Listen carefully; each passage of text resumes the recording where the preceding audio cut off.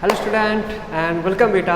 तो बेटा हम आपका साइंस का चैप्टर नंबर जो थर्ड था वो था आपका एटम्स एंड मोलिक्यूल्स। ठीक है, उसको समझने की कोशिश कर रहे थे कि भाई असल में वो क्या चीज़ है। ठीक है, हमने इसके बारे में काफ़ी सारी चीज़ देख भी ली थी कि एटॉमिक मास क्या होता है, एटम के बारे में थोड़ा बहुत जाना था, उसका साइज़ कितना होता है। ठीक है, और उसका जो मास अपन निकालेंगे वो किस मेथड से हम निकालते हैं। ठीक है, उसको हमने रिलेटिव एटॉमिक मास बोला था और उसको हमने AMU या फिर एटॉमिक मास यूनिट या फिर यूनिफाइड मास इससे दिखाया था। ठीक है, अच्छा तो आज का जो कॉन्सेप्ट है ये पूरी साइंस हिस्ट्री का one of the most important या फिर इंटरेस्टिंग कॉन्सेप्ट है। ठीक है, अगर ये वास्तव में आपको समझ आता है तो माना जाएगा कि हाँ कि आपको कुछ ना कुछ मतलब वास्तव में आप साइंस के लिए बने हो, क्योंकि ये कॉन्सेप्ट कुछ ऐसा ही है। ठीक है, ये जो आपका जो कॉन्सेप्ट है इसमें साइंस की 3 ब्रांच होती है, आपको बताया था, फिजिक्स, केमिस्ट्री एंड बायो। ठीक है, मैथ भी कुछ होती है, मैथ उसको वो लगाते हैं, एक्स्ट्रा में लगाते हैं। ठीक है, तो इसमें आपके जो केमिस्ट्री और फिजिक्स ये दो ब्रांच जो है, इन दोनों ब्रांच में ये कॉन्सेप्ट काम आता है, सीधे सीधे काम आता है और काफ़ी सारी चीज़ें बिल्कुल ईजी करके देता है आपको। ठीक है, तो ये कॉन्सेप्ट है जो हमको आज की क्लास में देखना है। ओके, नाम क्या है इसका है molecular mass and mole concept. Mole को एक एक करके देख लेते हैं, मोल कॉन्सेप्ट के बाद में आएंगे, पहले आ जाते हैं आपके molecular mass. Molecular mass mean molecule का मास। ठीक है, मोलिकुलर मास मीन लिख देते हैं इसको अच्छे से, थोड़ा हमको समझ में ज़्यादा है। अच्छा मैं एक और चीज़ बता दूँ, इस टॉपिक को भी स्टार्ट करने से पहले मैं छोटी सी एक और चीज़ बताना चाहूँगा आपको। वो हालांकि आपका नेक्स्ट चैप्टर जो है उसमें आएगा एटम्स के बारे में, कि एटम्स असल में क्या होता है, कौन कौन से साइंटिस्ट आए थे, उन्होंने क्या क्या बोला एटम्स के बारे में, और आज की डेट में हम एटम्स को किस तरह देखते हैं। लेकिन हमको यहाँ पर कुछ काम आएंगे उसका कुछ कॉन्सेप्ट, तो वो मैं जानना चाह रहा हूँ कि मैं आपको बता दूँ। देखो एटम क्या होता है हम के बारे में बाद में जाएंगे। अभी ये लगा लीजिए किसी भी मैटर का स्मॉलेस्ट पार्टिकल, किसी भी मैटर का पूरे ऑल ओवर द यूनिवर्स किसी भी मैटर का सबसे स्मॉलेस्ट पार्टिकल जो होता है वो एटम्स होता है, और उसको एक इनडिवाइडेबल, ठीक है, जिसको आगे डिवाइड नहीं कर सकते ऐसा पार्टिकल बोला गया है। ठीक है, एक स्मॉलेस्ट पार्टिकल है किसी भी मैटर का जिसको आप फर्दर डिवाइड नहीं कर सकते। ठीक है, अच्छा अब वो दिखता कैसा है, देखिए एटम कुछ इस शेप का होता है, कुछ राउंड शेप का होता है। हालांकि आपने इसके नाम सुन रखा होगा कि एटम में इलेक्ट्रॉन होते हैं, प्रोटॉन। अच्छा देखिए एटम्स के बिल्कुल सेंटर में होता है न्यूक्लियर। मैं इसको बीच में ले लेता हूँ साइड में। देखिए ये मान लीजिए एक एटम है, मैंने पूरा एक एटम बना दिया, हाइड्रोजन का एक एटम बना दें, हाइड्रोजन चलिए फिर कॉमन एटम में बोल रहा हूँ। ठीक है, ये एक एटम है, एटम के बिल्कुल सेंटर में होता है क्या, आपने पढ़ा होगा न्यूक्लियस। ठीक है, अच्छा न्यूक्लियस के अंदर क्या होता है, न्यूक्लियस के अंदर भी पार्टिकल्स होते हैं। न्यूक्लियस के अंदर मिलते हैं आपको प्रोटॉन और न्यूट्रॉन। ठीक है, न्यूक्लियस के अंदर आपको प्रोटॉन और न्यूट्रॉन मिलते हैं। अब मैं एक चीज़ बताऊं, प्रोटॉन्स के ऊपर होता है पॉजिटिव चार्ज। ठीक है, प्रोटॉन के ऊपर होता है पॉजिटिव चार्ज,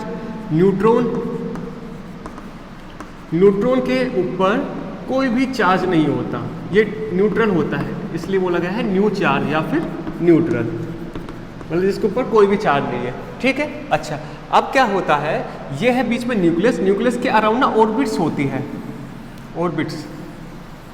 ये ऑर्बिट्स क्या होती है, असल में ये ऑर्बिट वो पाथ होते हैं जहां पर आपके जो इलेक्ट्रॉन्स वो राउंड इसके रोटेशन में करते रहते हैं, इसको मतलब राउंड रोटेट लगाते रहते हैं, घूमते चक्कर लगाते रहते हैं इसके अराउंड। दोबारा सुन लो, बीच में न्यूक्लियस होता है, उसके अंदर होता है प्रोटॉन और न्यूट्रॉन, इसके अराउंड ऑर्बिट्स होती है जिनके अंदर आपका जो इलेक्ट्रॉन है वो ऐसे गोल गोल चक्कर लगा रहा होता है। ठीक है, एक रोटेशन लगा रहा होता है, रोटेशन कंप्लीट कर रहा होता है। अब मैं इलेक्ट्रॉन की अगर बात करूं, इलेक्ट्रॉन के ऊपर होता है नेगेटिव चार्ज।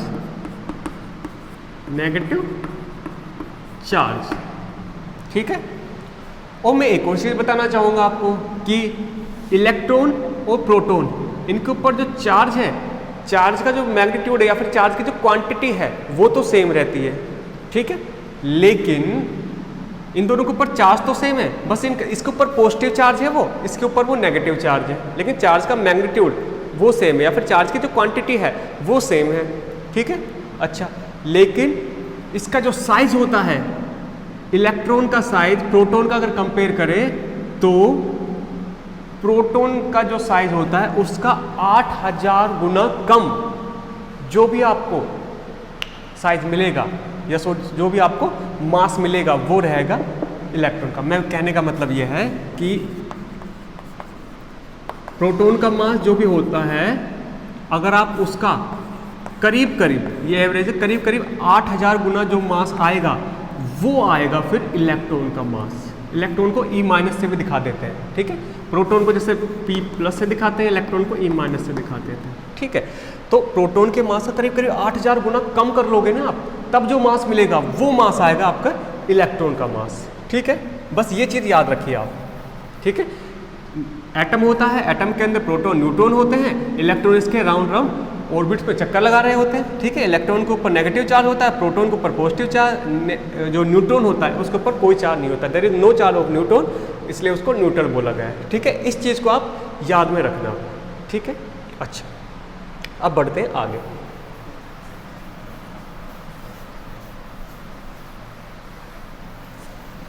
देखिए, बात करते हैं मोलिकुलर मास की। Molecular mass mean mass of molecule, मतलब कि एक मोलिक्यूल का मास कितना होगा, ठीक है, वजन जिसको बोलते हो।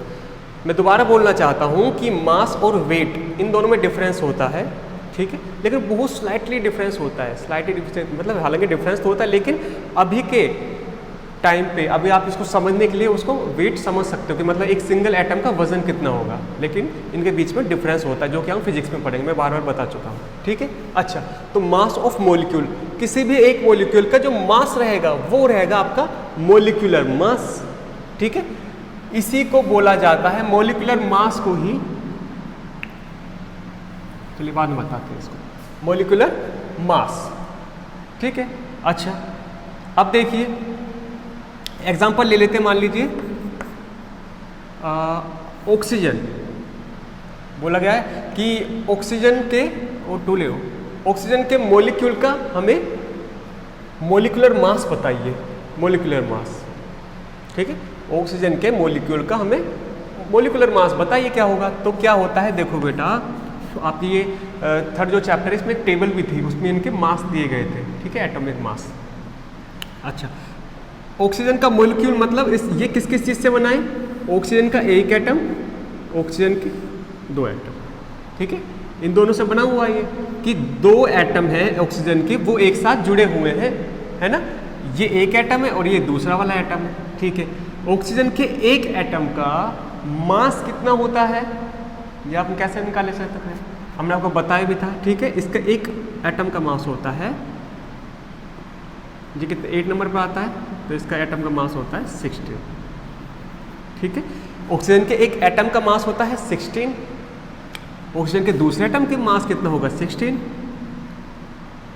और ऑक्सीजन के मॉलिक्यूल के अंदर दो ऑक्सीजन है, एक दो, दोनों ऑक्सीजन का मास अपने को निकालना है, तो क्या इनको आप ऐड कर दोगे, और 16 + 16 कितने हो गए 32 यूनिट। आगे समझ, क्या किया हमने, हमको बोला गया कि एक ऑक्सीजन के मॉलिक्यूल का मोलिकुलर मास बताइए आप, ठीक है। आपने क्या किया, आपको पता है ऑक्सीजन के मॉलिक्यूल के अंदर दो ऑक्सीजन के एटम होते हैं, दोनों ऑक्सीजन के एटम के अलग अलग आपने मास लिखा। ऑक्सीजन के एक एटम का मास होता है 16 यूनिट, ऑक्सीजन के अगेन एक एटम का मास होता है 16 यूनिट, दोनों एटम का जो मास था उसको आपने ऐड किया और बता दिया 32 यूनिट, और ये किसका मास आ गया, ऑक्सीजन के मॉलिक्यूल का, ठीक है। मैं एक और चीज़ बताना चाहता हूँ कि जब आप मास निकालते हो, एटम का मास निकालते हो, तो उसमें आप प्रोटॉन और न्यूट्रॉन इसके मास को ही कंसीडर करते हो। इलेक्ट्रॉन का मास बहुत कम होता है, बहुत कम, ठीक है, इसलिए उसको नेगलेक्ट कर देते हैं, ठीक है। ऑक्सीजन के बाद जब आप एटॉमिक मास की बात करते हो तो उसमें आप प्रोटॉन और न्यूट्रॉन इसी की मास को निकालते हो, ठीक है। अच्छा, मान लीजिए बोला गया आपसे हाइड्रोजन, कि भाई हमें हाइड्रोजन का मोलिकुलर मास बताओ, H2 ले लो, है ना। हाइड्रोजन के एक, ये किस किस से बना है, हाइड्रोजन और हाइड्रोजन। हाइड्रोजन के एक एटम का मास कितना, 1 यूनिट। हाइड्रोजन के दूसरे एटम का मास भी कितना हो जाएगा, 1 यूनिट। दोनों को ऐड किया कितना हो गया, 2 यूनिट। ठीक है, हाँ सर कोई दिक्कत नहीं। अच्छा थोड़ा और आगे बढ़ते हैं। बोला गया कि H2O, H2O का जो एक मॉलिक्यूल है, इस मॉलिक्यूल का हमें मॉलिक्यूलर मास बताइए। अच्छा वो कैसे बता सकते हैं, देखिए ये किस किस चीज़ से बना हुआ है। इसमें हाइड्रोजन के तो 2 एटम हैं, ऑक्सीजन के 1 एटम है। हाइड्रोजन के 2 एटम मतलब हाइड्रोजन 2 बार है, ऑक्सीजन के 1 एटम तो मतलब ऑक्सीजन तो 1 ही बार है। ठीक है, हाइड्रोजन के 1 एटम का मास कितना है, 1 एटम का मास 1 यूनिट, प्लस में एक और हाइड्रोजन है तो 1 यूनिट। ऑक्सीजन के 1 एटम का मास कितना है, 16 यूनिट। आपको पूछा है इन सभी का कि भाई इस मॉलिक्यूल का मास बताइए। मॉलिक्यूल के अंदर हाइड्रोजन और ऑक्सीजन है, इन दोनों को ऐड कर दोगे, हाइड्रोजन का जो मास था वो ये रहा और ऑक्सीजन का मास ये रहा, तो कितना हो जाएगा 1 + 1 + 16। ये U जो लिखा है ये इनका यूनिट है, मेजरमेंट दिखाते हैं ना, किलो या फिर लीटर वगैरह जो भी दिखाते हो आप, तो जो आप सिंबल दिखाते हैं ना वो है ये U फॉर मीन यूनिफाइड मास। ठीक है, तो 1 + 1 + 1 कितने हो गए, 18 यूनिट। ठीक है, अच्छा एक और एग्जांपल ले लो। बोला गया आपसे CH3OH, मैथेनॉल इसको बोलते हैं। इसका हमें एटॉमिक मास, इसका हमें मॉलिक्यूलर मास बताइए। मॉलिक्यूलर मास कैसे निकाल सकते हैं, वही इसमें कार्बन के 1 एटम है, हाइड्रोजन के 3 एटम है, ऑक्सीजन के 1 एटम है, हाइड्रोजन के 1 एटम। ठीक है, कोई दिक्कत नहीं है सर। कैसे निकालोगे, कार्बन के 1 एटम का एटॉमिक मास कितना होता है, 12 यूनिट। ये बेटा आपकी टेबल बनी हुई है बुक में, आप वहाँ से याद कर सकते हो उनको। ठीक है, कार्बन के 1 एटम का एटॉमिक मास 12 यूनिट। अब मैं U हटा रहा हूँ, है ना, अब मैंने वहाँ पे लिख दिया, समझ जाना 12। हाइड्रोजन के 3 एटम का एटॉमिक मास कितना हो जाएगा, 1 एटम का होता है 1, तो 3 का क्या हो जाएगा 1 × 3 यानी कि 3। ऑक्सीजन के 1 एटम का एटॉमिक मास 16, लीजिए 16। हाइड्रोजन के 1 एटम का एटॉमिक मास 1, तो 1। इनको ऐड कर दोगे आप, ऐड करने पे आपको जो भी मिलेगा वो हो जाएगा आपका एटॉमिक। अच्छा इनको कर देते हैं वैसे, और दिस क्या आ जाएगा 12 प्लस, ठीक है 32 यूनिट। ये हो गया आपका CH3 मैथेनॉल का मोलिकुलर मास। ठीक है, तो मतलब एक किसी भी एक मोलिक्यूल का आप अगर मास निकाल लो तो वो होता है उसका मोलिकुलर मास। और इसको निकालने के लिए तरीका क्या होता है, मोलिक्यूल्स के अंदर जो भी एटम्स है हर एक एटम का आप एटॉमिक मास लिख लो। ठीक है, और जितने नंबर ऑफ एटम्स उससे मल्टीप्लाई कर, जैसे इसके अंदर 2 एटम्स थे तो आपने 2 से मल्टीप्लाई कर दिया। कैसे कर सकते हो उसको, जैसे हमने वहाँ पर किया था, जैसे हाइड्रोजन के 3 एटम थे, 1 एटम का मास 1, तो 3 का 1 × 3, ऐसे यहाँ पर कर सकते थे आप। कैसे, हाइड्रोजन के 1 एटम का मास 1 और 2 क्या पूछा है तो 1 × 2, तो मतलब 2 यूनिट। ठीक है, इस तरह आप मोलिकुलर मास जो है इसको निकाल सकते हो। ठीक है, अच्छा आगे बढ़ते हैं।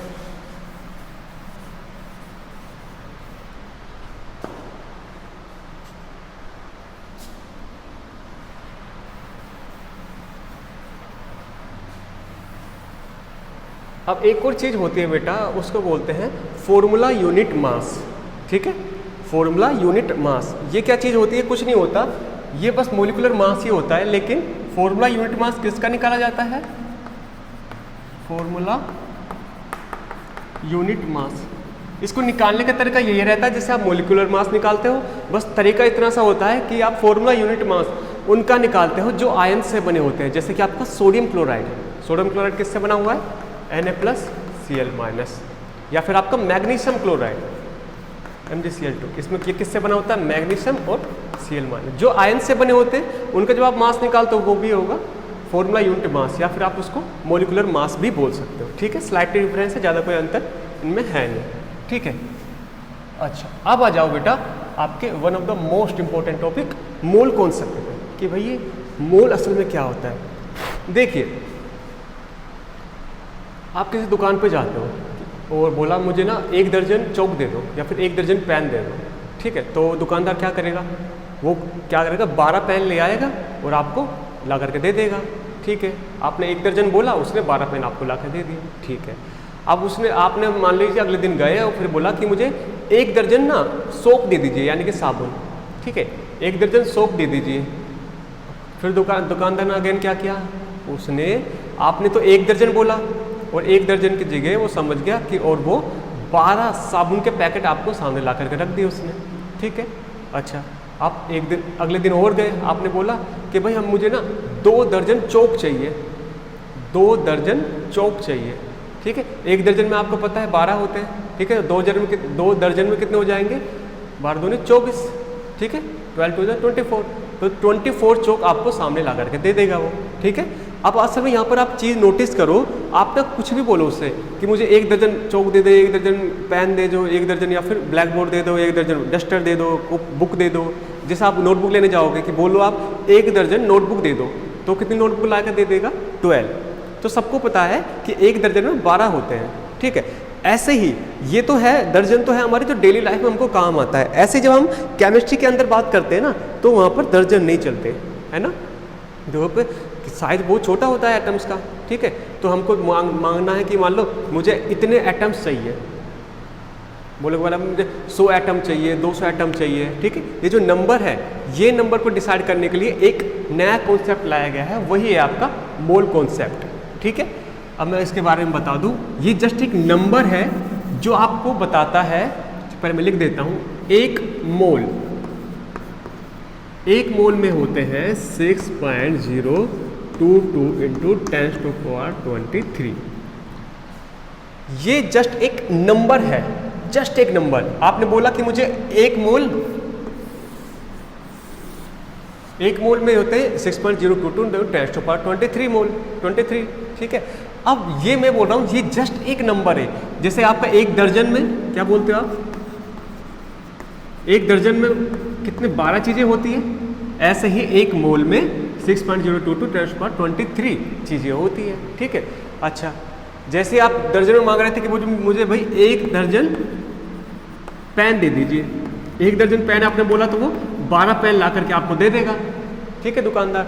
ऐसे ही आपने अगर बोला कि मुझे 1 दर्जन नहीं, मुझे 1 मोल पेन ला करके दो, तो 1 मोल पेन डालने का भी मतलब भाई सीधी सी बात है, 1 दर्जन में 12 होते हैं, ठीक है। 1 मोल में कितने होते हैं, 6.022। तो आपने बोला 1 मोल पेन, तो वो आपको 6.022 इंटू 10⁻23 इतने नंबर ऑफ पेन ला करके दे देगा, ठीक है। या फिर आपने बोला मुझे ना 1 मोल चौक ला के दो, 1 मोल चौक, ठीक है। आपने बोला 1 मोल चौक, तो लिखा है यहाँ पे 1 मोल, 1 मोल चौक इक्वल टू वो आपको ला करके देगा 6.022 इंटू 10⁻23 चौक, इतने चौक आपको ला करके दे देगा। अब आपने बोला कि मुझे ना 1 मोल हाइड्रोजन दो, 1 मोल हाइड्रोजन, ठीक है। आपने बोला कि मुझे 1 मोल हाइड्रोजन ला के दो, तो पता है क्या करेगा वो आपको 6.022 इंटू 10⁻23 हाइड्रोजन के एटम ला करके रख देगा, ठीक है। आपने बोला मुझे 1 मोल हाइड्रोजन चाहिए और वो आपको 6.022 इंटू 10⁻23 हाइड्रोजन के एटम सामने ला करके रख देगा, ठीक है। ऐसे आपने बोला कि मुझे ना 1 मोल ऑक्सीजन चाहिए, कितना, 1 मोल ऑक्सीजन, 1 मोल ऑक्सीजन चाहिए, तो क्या करेगा, आपके सामने 6.022 इंटू 10⁻23 ऑक्सीजन के एटम ला करके रख देगा कि भाई ये लो आपका 1 मोल ऑक्सीजन। ऐसे ही तो कहने के बाद क्या है कि 1 मोल जो कॉन्सेप्ट है, ये खाली आपको एक नंबर दिया गया है, 1 मोल में होते इतने नंबर चाहिए। जैसे कि 1 दर्जन में 12 होते हैं, ऐसे 1 मोल में इतनी चीज़ें होती है। अब आप ये जो नंबर है, ये किसी के ऊपर भी अप्लाई करके देख सकते हो। ये फिर आप डेली लाइफ में जो चीज़ें उनके ऊपर अप्लाई कर सकते हो, जैसे हमने पेन और चौक के ऊपर अप्लाई करके देखा, ठीक है। किसी ने बोला कि मुझे ना 1 मोल ये ब्लैक बोर्ड ला करके दो, तो क्या करेगा, 6.022 इंटू 10⁻23 ब्लैक बोर्ड, इतने नंबर ऑफ ब्लैक बोर्ड आपके सामने ला करके रख देगा, ठीक है। अच्छा, तो ये जस्ट एक नंबर बताता है। और ये क्यों इंट्रोड्यूस किया गया, क्योंकि केमिस्ट्री में जब हम बात करते हैं, कोई भी केमिकल रिएक्शन होती है, उसमें मास भी इम्पोर्टेंट होता है, लेकिन मास से ज़्यादा इम्पोर्टेंट होता है आपका कितने नंबर ऑफ एटम्स उसमें पार्टिसिपेट कर रहे हैं। मान लीजिए किसी ने बोला मुझे ना 2 ग्राम हाइड्रोजन ली, उसकी रिएक्शन मैंने 3 ग्राम ऑक्सीजन के साथ करा करके देखी और मुझको 5 ग्राम जो भी चीज़ें मिली, ठीक है। तो यहाँ पे जैसे ग्राम बता रहे हैं ना, वो मास तो है, लेकिन हमें ये भी पता होना चाहिए कि 1 ग्राम में कितने नंबर ऑफ एटम्स थे ऑक्सीजन के या फिर हाइड्रोजन के, ये भी तो पता होना चाहिए। तभी तो हम एग्जैक्ट ये बता पाएंगे कि कितना रिएक्शन होगी, कितनी क्वांटिटी में आपको कोई गैस निकलेगी या फिर जो भी चीज़ है, ठीक है। अच्छा, तो ये आपको समझ आए 1 मोल इतनी चीज़ें होती हैं। अब एक और मैं चीज़ बता दूँ, ये जो नंबर है, इस नंबर को भी एक नाम दिया गया है, ठीक है। इस नंबर को नाम दिया गया है एवोगाद्रो नंबर, एवोगाद्रो नंबर, ठीक है। इस नंबर को ही स्पेसिफिक टर्म दी गई है जिसको बोला जाता है एवोगाद्रो नंबर, ठीक है। ये एक साइंटिस्ट थे, उनके नाम पर ही रखा गया है, ठीक है, उनके ओनर में, कि भाई हमको इतनी अच्छी चीज़ दी, इसके लिए शुक्रिया, और हम आपका जो नंबर आपने दिया है उसके ऊपर आपका नाम रख रहे हैं, एवोगाद्रो नंबर, ठीक है। इसको डिनोट करने के लिए आप इसको डिनोट करके एन नोट, मतलब एन के नीचे 0 बनाकर भी कर सकते हो, या फिर आप इसको एन, कैपिटल एन है ये, ठीक है, एन ए, इससे कर सकते हो, जिससे भी आपकी इच्छा हो उससे कर सकते हो। आपकी बुक जो है उसमें एन नोट, N0 जिसको बोल रहे हो ना आप, N0 असल में इसको एन नोट बोलते हैं, ठीक है। N0 से आपको बुक में दिखाया गया है, तो आप इसको भी यूज ले सकते हो या फिर NA इसको भी यूज ले सकते हो, ठीक है। तो ये है बेटा आपका मोल, कि 1 मोल में कितनी कितनी चीज़ें होती हैं, ठीक है। अच्छा, अब यहाँ से एक और चीज़ देखिए आप, बड़ी कमाल की चीज़, उसके बाद हम फिर आप आगे बढ़ते हैं। देखिए, आपको पता है, मैं अगर ऑक्सीजन की बात करूं, चलिए ऑक्सीजन नहीं, कार्बन की बात कर ले, कार्बन की बात कर लेते हैं, वो बात थोड़ी ज़्यादा ठीक रहेगी। देखिए, कार्बन का एक एटम है, कार्बन के एक एटम का मास कितना होगा? 12 यूनिट। हमने इसे जो लास्ट टॉपिक किया था उसमें आपको यही बताया था एटॉमिक मास कैसे निकालते हैं, ठीक है। और एटॉमिक मास असल में किस तरह निकालते हैं? कार्बन के 1/12 पार्ट जो भी रहेगा उसको आप 1 यूनिट बोलोगे, और सारे जो एटम्स हैं उनका मास इन्हीं के रिलेशन में, इसके रिलेटिव निकाला जाएगा, ठीक है। लेकिन स्टैंडर्ड हमने किसको माना था? कार्बन, कि कार्बन का एक जो एटम है उसका अगर आप 1/12 पार्ट ले लो तो वो आप 1 यूनिट मास बताएगा वो, ठीक है। और कार्बन में अंदर, कार्बन का जो हमने मास निकाला था वो निकला था 12 यूनिट, ठीक है। अच्छा, असल में एक चीज़ बता दूं कि ये जो 12 यूनिट है या फिर जितने यूनिट है, ये असल में आप नंबर ऑफ प्रोटॉन जो है वो है असल में, ठीक है। मैक्सिमम केसेस में आपको ये जो टर्म मिलेगी ये एक होल नंबर मिलेगा। जैसे कार्बन में अंदर मैं बता दूं, कार्बन के अंदर प्रोटॉन होते हैं, न्यूट्रॉन होते हैं, इलेक्ट्रॉन होते हैं, ठीक है। इलेक्ट्रॉन को तो हम कंसीडर नहीं करते जब हम इनका मास निकालते हैं। प्रोटॉन कितने होते हैं? 6 प्रोटॉन और 6 न्यूट्रॉन, तो मतलब 12 हो गए टोटल पार्टिकल, और 12 ही तो है इसका एटॉमिक मास, ठीक है। ऐसे ही अगर आपको फॉर्मूला जल्दी से याद रखना हो, कार्बन जैसे 6 नंबर पर आता है, ठीक है, तो इसका आप डबल कर दीजिए, 6 दूनी 6 2 12, और ये आ गया आपका इसका एटॉमिक मास। ऑक्सीजन जैसे है, ऑक्सीजन कितने 8 नंबर पर आता है, 8 2 16, और 16 ही होता है ऑक्सीजन का एटॉमिक मास, ठीक है। तो आप इस तरह याद में रख सकते हो। हम बात करते हैं इसकी, हमने ये चीज़ें डिस्कस कर ली थी, इसलिए मैं वापस रिपीट थोड़ा कम ही करूँगा इनको। देखिए, कार्बन के एक एटम का, बोला एक सिंगल एटम का जो मास रहेगा, कार्बन के एक सिंगल एटम का मास रहेगा 12 यूनिट। अब मुझे बोला गया कि पता है कार्बन के 1 मोल का मुझे मास निकाल करके बताओ। कार्बन एटम्स थे, ठीक है। किसी ने बोला कि मुझे 1 मोल कार्बन एटम्स ला के दो, आपने ला करके दे दिए। अब आपको बोला गया कि उनका मास निकालो, आप मास कैसे निकालोगे, ठीक है। ये देखिए आप कैसे निकालेंगे आप एटॉमिक मास। अब एक और चीज़ मैं बता दूं, जो आप atomic mass, sorry 1 mole carbon के एटम का जो मास निकालोगे उसी को बोला जाता है असल में मोलर मास। उसी को बोला जाता है बेटा मोलर मास। 1 मोल का मास, मैं कहाँ पर लिखूँ, यहाँ पर लिख देता हूँ।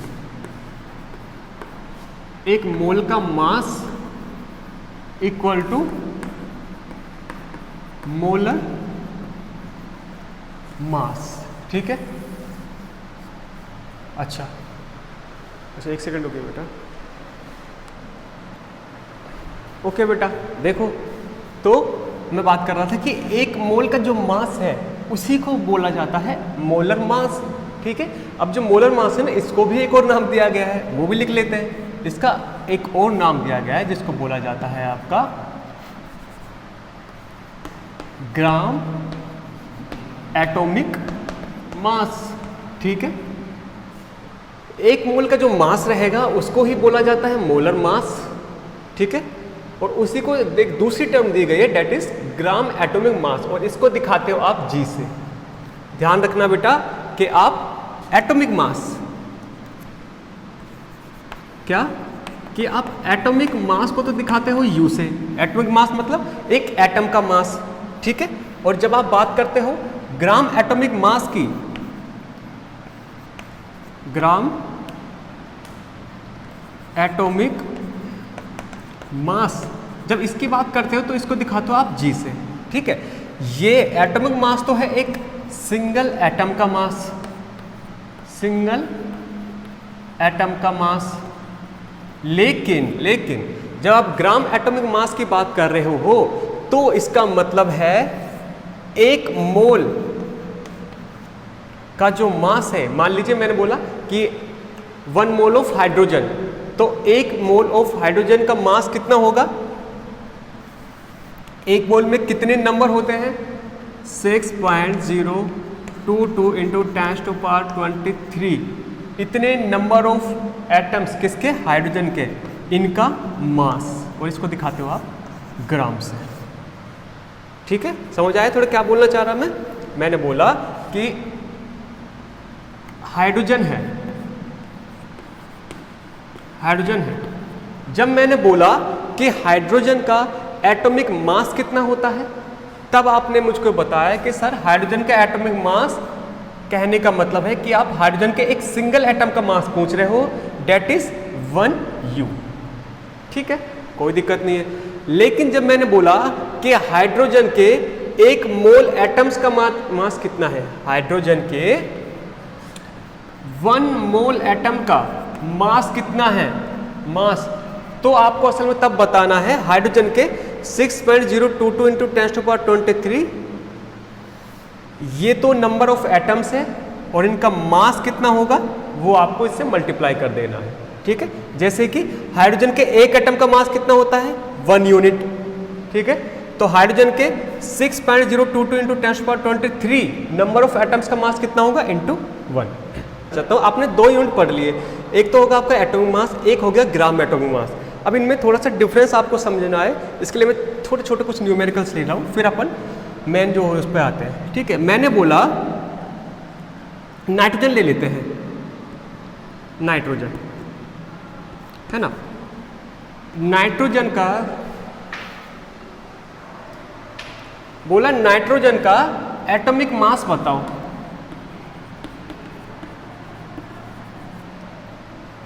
और दूसरा आपसे पूछ रहा है मुझे नाइट्रोजन का ही ग्राम एटॉमिक मास बताओ,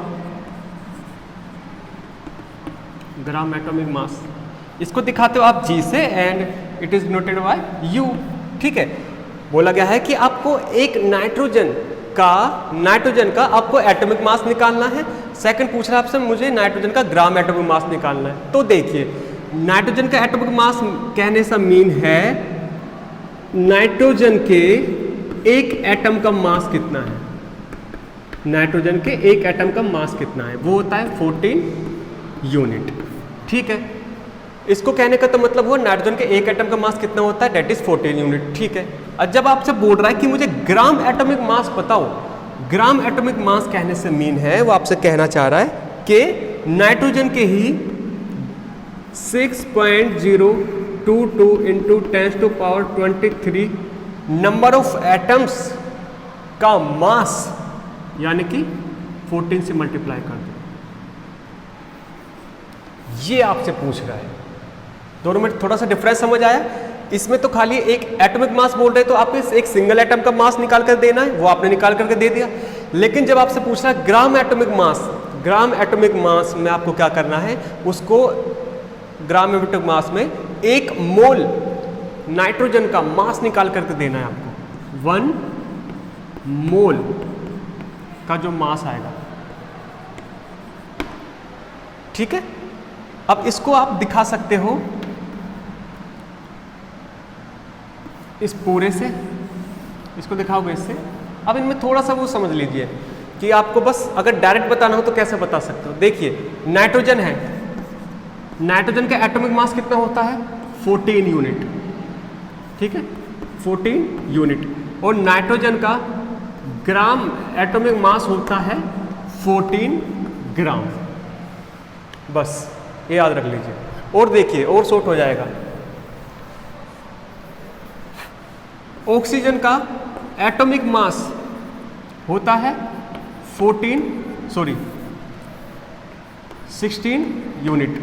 और ऑक्सीजन का ग्राम एटॉमिक मास जब आपको लिखना है तो खाली आपको U को G से रिप्लेस कर दीजिए, ये आपका आ गया ग्राम एटॉमिक मास, ठीक है। ऐसे ही कार्बन को ले लीजिए, कार्बन का जब आपसे बोल रहा है मुझे एटॉमिक मास बताओ इसका, कार्बन का एटॉमिक मास होता है 12 यूनिट। लेकिन जब आपसे पूछ रहा है मुझसे कार्बन का ग्राम एटॉमिक मास बताइए, तो आपको बताना है 12 ग्राम, खाली U को G से रिप्लेस कर दीजिए, वो ग्राम एटॉमिक मास में आ जाएगा। बस आपको अंतर पता होना चाहिए।